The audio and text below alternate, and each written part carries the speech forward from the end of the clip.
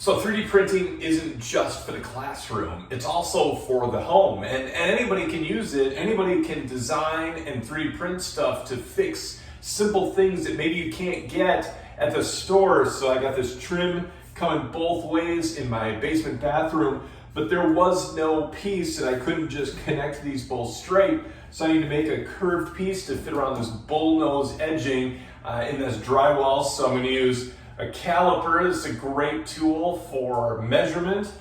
Great to teach a kid how to use. They're also real cheap and simple to get. I'm going to make some measurements, going to make a drawing, design it, 3D print it. We'll see what it looks like.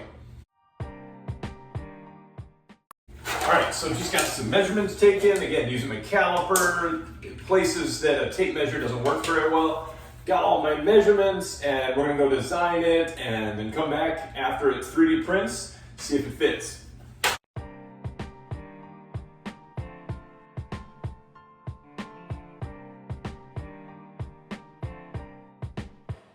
So here it is, fresh off the 3D printer, printed just like I wanted it, and it even fits right on there. It's gonna just take a little bit of caulk, probably gonna spray paint it first before I put it on, but that's what 3D printing does. It's not just about trinkets and gadgets and things you can make in a classroom, it's also for solving problems around the home.